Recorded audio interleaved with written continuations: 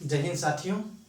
जैसा कि आप सब जानते हैं कि हम सब काव्य शास्त्र में छंद को पढ़ रहे हैं। छंद में 2 क्लास हो चुकी है।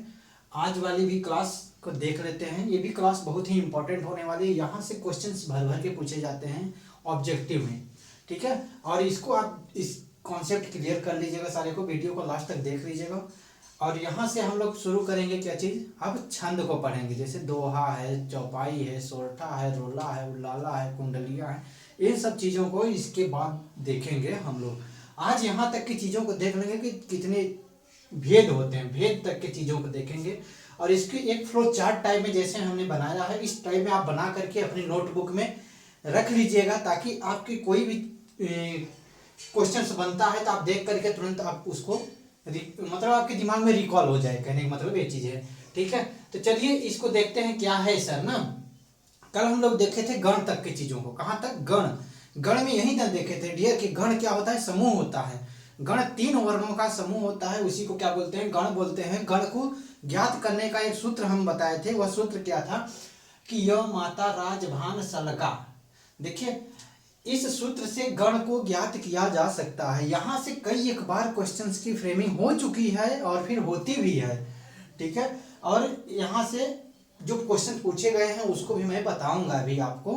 आप ध्यान से इसको पढ़िएगा और यहाँ गण क्लियर कर लीजिएगा, गण कैसे ज्ञात करेंगे। अगर गण इस सूत्र को याद किए हैं, आप दिमाग में बैठा हुआ है ये वाला य माता राजभान सलगा, तो आपसे गण पूछा जाएगा तो आप बिल्कुल आसानी से उसको कर पाएंगे ना। तो चलिए देखते हैं इसको। एक ऐसी तरीके से फॉर्मेट बना करके अपने नोटबुक में लिख लीजिएगा। क्या है कि गण का नाम लिखिएगा पहले, फिर मात्राओं का क्रम लिख लीजिएगा, मात्राओं की संख्या, उदाहरण लिख लीजिएगा, ठीक है। अभी बताऊंगा कि यहाँ क्वेश्चंस की कैसे फ्रेमिंग होती है और कैसे हुई है ना, ठीक है। गण में देखिए कैसे ज्ञात करेंगे, य माता राजभान सलगा। ये जो 2 अक्षर हैं लास्ट वाले, ये इसे क्या बोलते हैं, कल भी बताए थे, आज भी बता दे रहा हूं, दग्धाक्षर। क्या बोलते हैं डियर? दग्धाक्षर, ठीक है।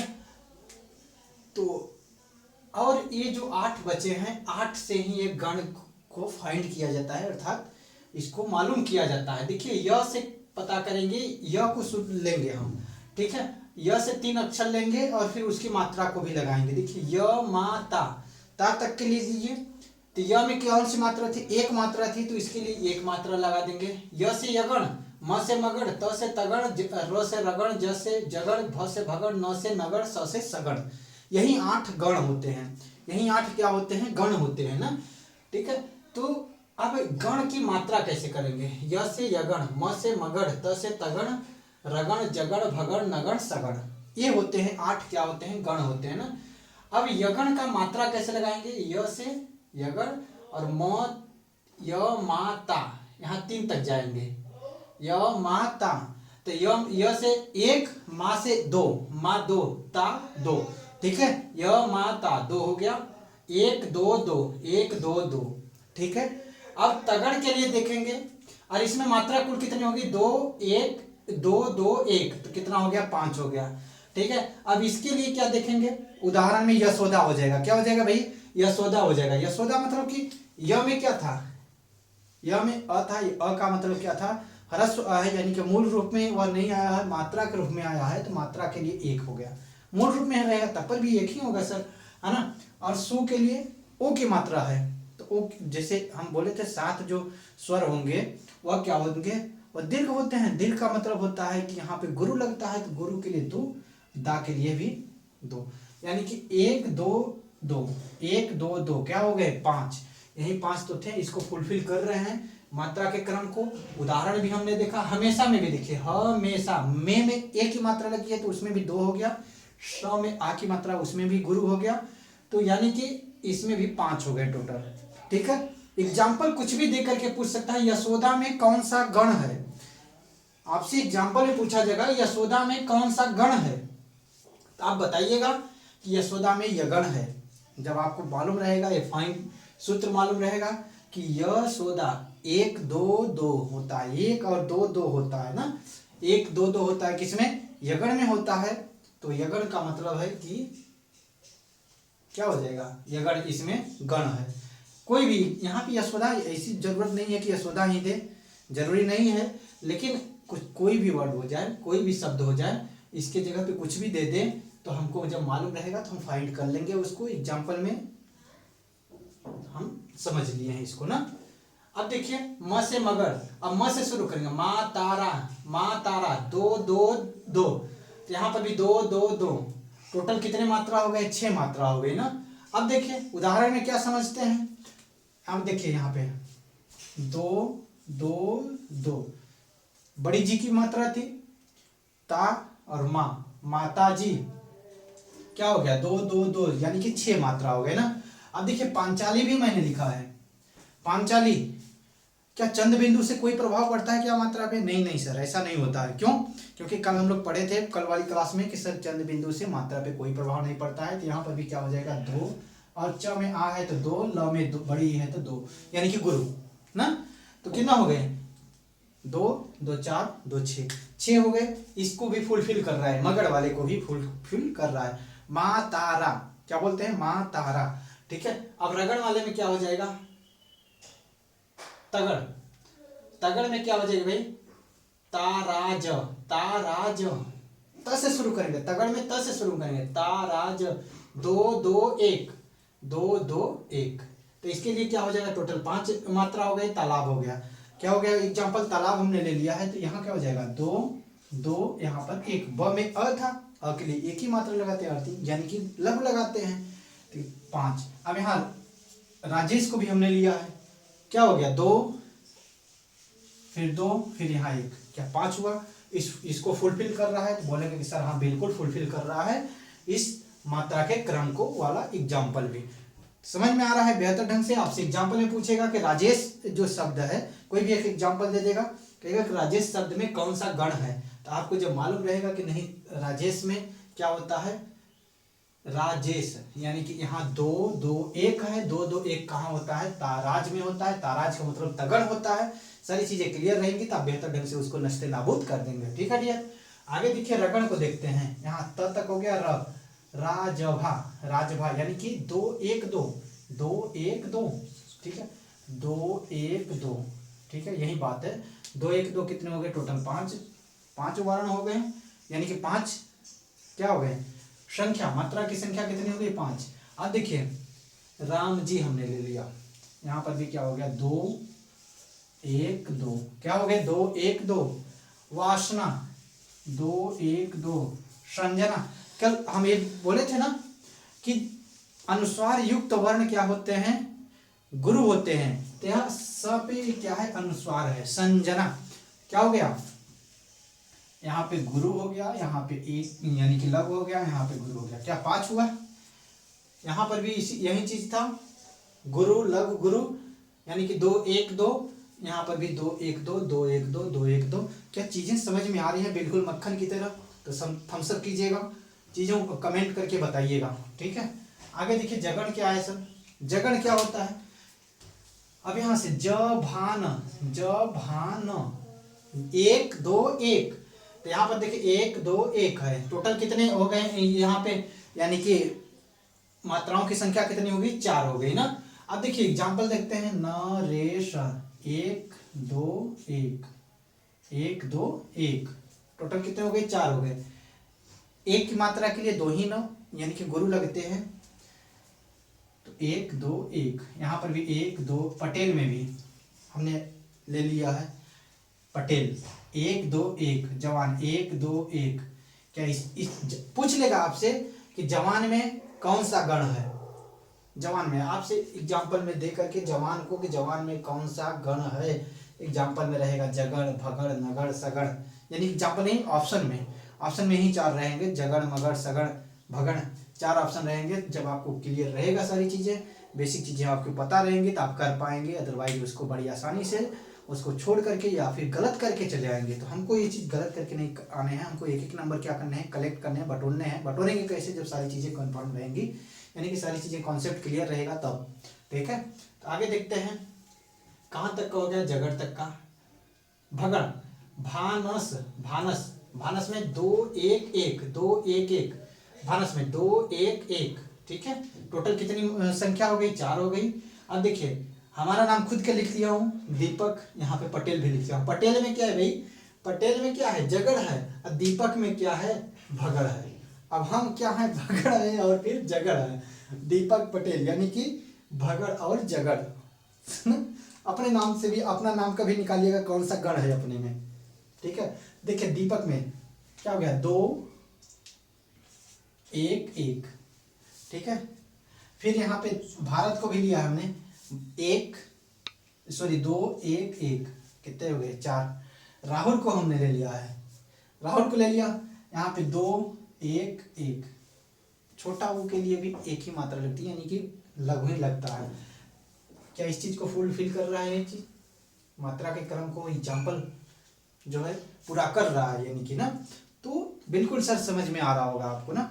देखिए पूछा जाएगा कि भारत, कहीं एक एग्जाम्पल रहेगा उसमें से भारत दिया रहेगा, और उसी चीज को भारत उठा करके पूछा जाएगा आपसे कि भारत में कौन सा गण है, तो बता दीजिएगा क्या चीज, भगण है। यानी दीपक में कौन सा गण है, तो उसमें बता दीजिएगा कि भगण है। अब देखते हैं नगड़ वाले को, भ तक हो गया है नगड़, न स ल 1 1 1 1 1 1 ना। तो देखिए 1 1 1, टोटल कितनी मात्रा हो गई, 3 हो गई। अमन, अमन क्या हो गया, 3 हो गया कि नहीं, 1 1 1, 3 हो गया। नमन 1 1 1, भरत 1 1 1, ठीक है, टोटल 3 मात्रा हो गया। नगड़, अब पूछा जाएगा कि नमन में, अमन में कौन सा नगड़ है, कौन सा गण है, तो बताइएगा नगड़ है। क्या है सर, नगड़ है ना। आगे सगण, सलगा, सलगा 1 1 2, 1 1 2, ठीक है। टोटल कितनी मात्रा हो गई, मात्रा की संख्या कितनी हो गई, 4 हो गई। अब देखिए सलमा 1 1 2, सलमा 1 1 2। अब देखिए एक और एग्जांपल लिया हमने, प्रभुत्व। अब देखिए प्र में क्या है, प्र में क्या है, आधा प है, र पूरा हुआ, र पूरा है ना। तो इसके लिए क्या लगाएंगे, 1, और यहाँ पे आधा तक के पहले छोटा ऊ था, और ये भी मिल करके क्या बना देगा, 2, और वह के लिए 1। नहीं हुआ क्या, देखिए प्रभुत्व, ठीक है, इसके लिए 2 हो जाएगा,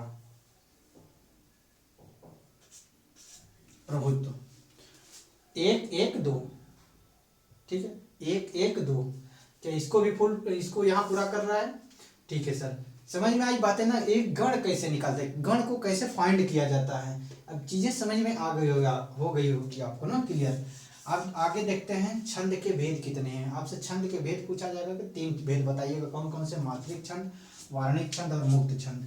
मात्रिक छंद क्या होता है कि वह काव्य पंक्ति जिसमें मात्राओं की संख्या का ध्यान रख करके शब्द योजना की जाती है, वह काव्य पंक्ति जिसमें मात्राओं की संख्या का ध्यान रख करके शब्द योजना की जाती है, वह क्या होता है, मात्रिक छंद होता है, मात्रा, ठीक है। और वार्णिक छंद क्या होता है कि वह काव्य पंक्ति जिसमें वर्णों की संख्या का ध्यान रख करके शब्द योजना की जाती है, वह क्या होता है, वार्णिक।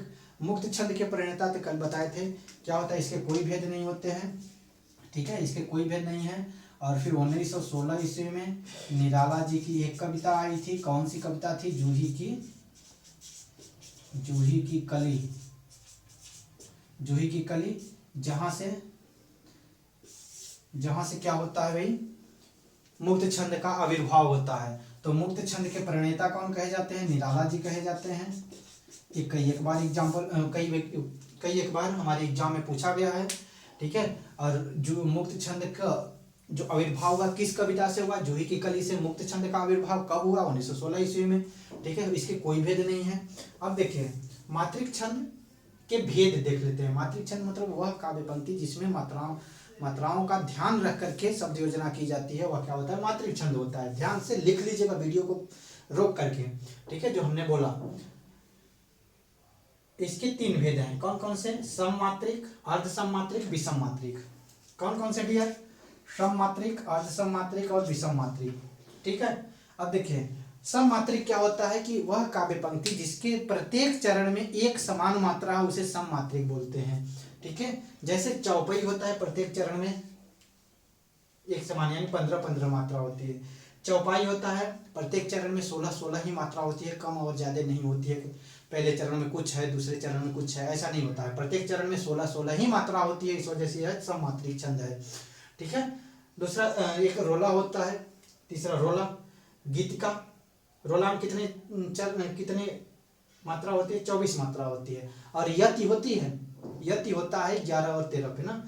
ठीक है। गीतिका, गीतिका में 26, हरिगीतिका में 28, ताटंक 30, आल्हा में 31। इसमें से हम लोग किसको किसको कवर करेंगे सर? पढ़ेंगे जो इम्पोर्टेंट है, चौपाई को पढ़ेंगे, रोला को पढ़ेंगे, गीतिका को, हरिगीतिका को। इन चारों को तो एटलीस्ट पढ़ ही लेंगे ना। यहाँ से सब मात्रिक में से 4 को कवर करेंगे। अर्ध सब मात्रिक किसे बोलते हैं? कि यह पहले और तीसरे यानी कि विषम जो चरण होते हैं उसमें कुछ और मात्रा हो, और सम चरण में कुछ और मात्रा, यानी कि दूसरे चौथे में कुछ और मात्रा हो, अलग अलग मात्रा हो। सम चरण में अलग हो, विषम चरण में अलग हो, तो उसे विषम अर्ध सम मात्रिक बोलते हैं। जैसे दोहा है, दोहा के विषम चरण में यानी कि पहले और तीसरे चरण में क्या होता है? 13-13 मात्राएं होती हैं, और दूसरे और चौथे चरण में 11-11 मात्राएं होती हैं, यानी कि अलग अलग है। तो यह क्या हो गया डियर? दोनों अलग अलग हो गए, तो यह क्या हो गया? अर्ध सम मात्रिक छंद हो गया। ठीक है।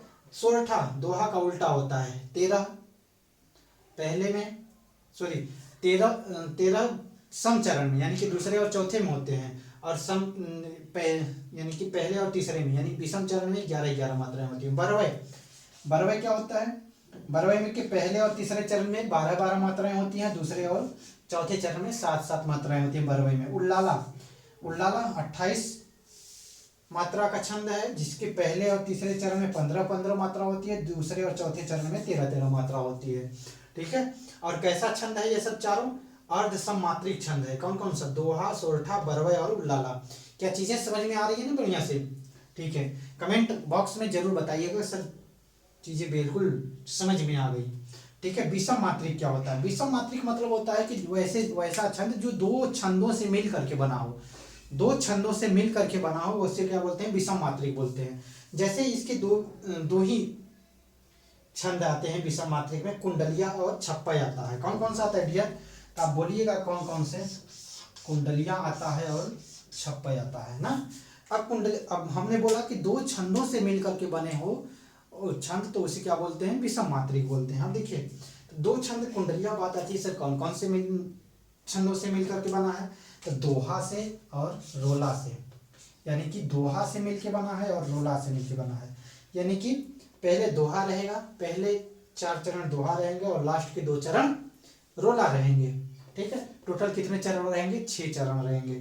ठीक है। और दोहा में तो समझ ही गए, रोला को भी समझ चुके हैं कि यह क्या होता है। 4 चरण होते हैं और टोटल 8 चरण हो जाएंगे ना। रोला में का 4 और फिर दोहा का 4, टोटल 8 चरण हो जाएंगे। ठीक है। छप्पय क्या होता है? छप्पय भी 2 छंदों से मिल करके बना होगा, तभी तो ये आया विषम मात्रिक में। देख लेते हैं छप्पय क्या है। छप्पय रोला और उल्लाला से मिलकर बना है, रोला और उल्लाला से।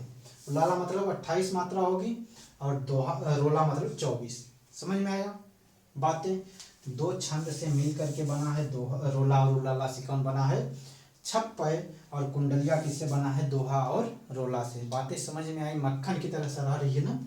आगे देखिए, समवार्णिक क्या होता है? अब वार्णिक छंद, वार्णिक छंद क्या होता है? कि वार्णिक वैसी काव्य पंक्ति जिसकी रचना वर्णों को ध्यान में रख करके शब्द योजना की जाती है। वर्णों को ध्यान में रख करके शब्द योजना की जाती है, तो वह क्या होता है? वार्णिक छंद होता है। इसके भी सेम यही भेद है, लेकिन वार्णिक, समवार्णिक, अर्ध समवार्णिक, विषम वार्णिक। अब बात आती है एक चीज और सर, वार्णिक होता है कि वर्णिक होता है? ठीक है। क्या होता है? वर्णिक तो नहीं होता है सर, आपने गलत लिखा है। नहीं, गलत नहीं लिखा, वर्णिक नहीं होता है। वर्तनी की दृष्टि से यानी स्पेलिंग की दृष्टि से वर्णिक नहीं होता, वार्णिक होता है। क्यों जानते हैं? इक प्रत्यय का एक ऐसा रूल होता है, इक प्रत्यय का, देखिए इसमें क्या क्या से मिलके बना है? वर्ण प्लस इक से मिलके बना है ना। देखिए वर्ण में इक मिलता है ना, तो पहले वाले अगर अक्षर में पहले वाले जो अक्षर है वह उसमें अगर आ की मात्रा, कोई मात्रा नहीं लगी है, केवल अ का मात्रा लगा है, तो उसमें आ की मात्रा वह क्या कर देता है, पेस्ट कर देता है, यानी चिपका देता है इक प्रत्यय। देखिए इक जुड़ेगा तो क्या हो जाएगा, वारणिक। जैसे एक और एग्जांपल लेते हैं, धर्म में इक जोड़ दीजिए, धर्म में इक जोड़ दीजिए, क्या हो गया, धार्मिक ना। और क्या जोड़ दीजिए, अर्थ में इक जोड़ दीजिए, क्या हो गया, आर्थिक। ठीक है, यानी कि अ था उसमें आ उसमें पेस्ट कर देता है, आ उसमें चिपका देता है, एक प्रत्यय के विशेष गुण होता है। यही चीजें आपको समझ में आनी चाहिए। वर्णिक नहीं होता है वहां पे, बल्कि वारणिक होता है। स्पेलिंग की दृष्टि से हम लोग लिखने को लिख देंगे, कोई गलती नहीं है, ठीक है, लेकिन स्पेलिंग की दृष्टि से गलत है, वारणिक होता है डियर। क्या होता है, वारणिक होता है ना। अब देखिए समवार्णिक क्या होता है, अर्धसमवार्णिक क्या होता है, विषमवार्णिक क्या होता है। इसमें क्या होता है, हर एक पंक्ति में क्या होगा कि एक समान वर्ण रहेंगे, और फिर इसमें क्या होगा कि अर्धसमवार्णिक में अलग अलग रहेंगे। विषमवार्णिक में, इसमें हिंदी में ना कोई एग्जाम्पल ही नहीं मिलता है, ये संस्कृत में मिलता है इसका एग्जाम्पल, ठीक है। हिंदी में विषमवार्णिक के कोई एग्जाम्पल वगैरह नहीं मिलते हैं। क्या समझ में आया बातें। समवार्णिक में कौन कौन से छंद को सर हम लोग पढ़ेंगे। देखिए समवार्णिक में इंद वज्रा होता है। इंद वज्रा में 11 वर्ण होते हैं। वर्ण कैसे गिनते हैं, देखिए जैसे म था ना, म में उ था, तो इसके लिए एक मात्रा गिन लेते थे, लेकिन और इसको भी एक गिन करके यहाँ पे गुरु लग जाता था, लेकिन यहाँ पे ना 1 2 ऐसे गिन, 1 2 3 1 2 3 1 2 3 ऐसे गिनेंगे, 1 2 3 वर्ण में वर्ण गिनेंगे, अर्थात अक्षर को गिनेंगे, कितने अक्षर है ना। और इसमें मात्रा को गिन रहे थे, मात्रिक में मात्रा को गिन रहे थे, वर्णिक में वर्ण को गिनेंगे, अर्थात अक्षर को गिनेंगे, ठीक है डियर। अब देखिए इंद वज्रा में 11 वर्ण होते हैं। कौन कौन से, त त ज दो गुरु होते हैं। क्या होते हैं, त त ज दो गुरु होते हैं। देखिए त त ज यानी कि तगण तगण, तगण तगड़, और जगड़, एक जगड़ भी होता है, तगड़ तगड़ जगड़, यानी कि इसमें 5 5 5 10, ठीक है, तगड़ 5 5 10, और जगड़, जगड़ का मतलब यहाँ पर भी 4, 5 4 10 4 14, 14 2 16, यानी कि इसमें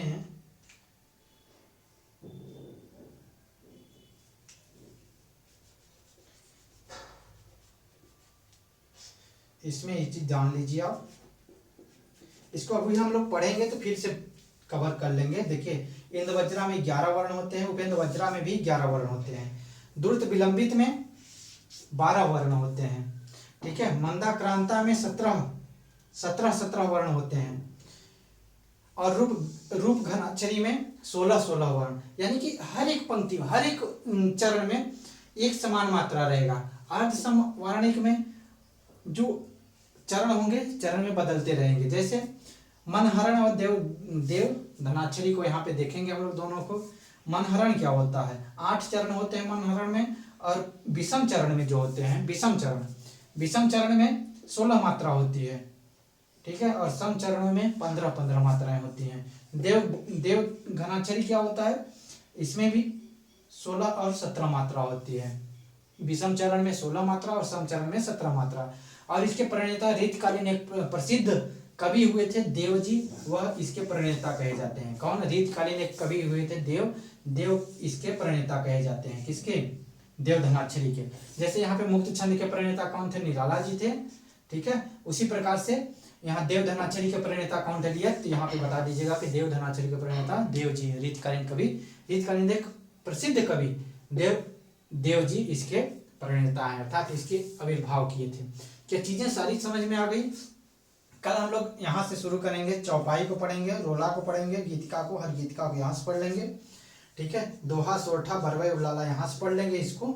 इंद वज्रा, उपेंद्र वज्रा, द्रुत विलंबित,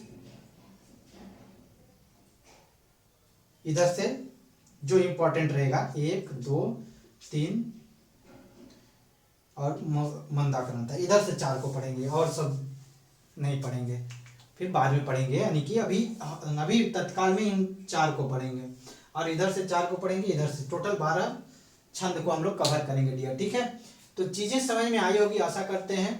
और फिर अगर कोई चीज़ें आपको कहीं कन्फ्यूजन रहता है तो आप कमेंट बॉक्स में ज़रूर मेंशन कीजिएगा, सर इसको फिर से बता दीजिए। मैं यथासंभव प्रयास करूँगा कि आपके सारे जो डाउट हैं उसको मैं क्लियर करूँ, सारी चीज़ों को बता पाऊँ। ठीक है, मैं यही चीज़ सोचता हूँ कि आपकी 1% भी मैं काम आ जाऊँ तो मैं अपने आप को धन्य समझूंगा डियर। थैंक यू, आज के लिए इतना ही, मिलते हैं नेक्स्ट क्लास में। अगर वीडियो अच्छी लगी हो तो इसको लाइक कीजिएगा, सब्सक्राइब कीजिएगा चैनल को और इसको शेयर भी कीजिएगा। Thank you, bye bye, take care dear.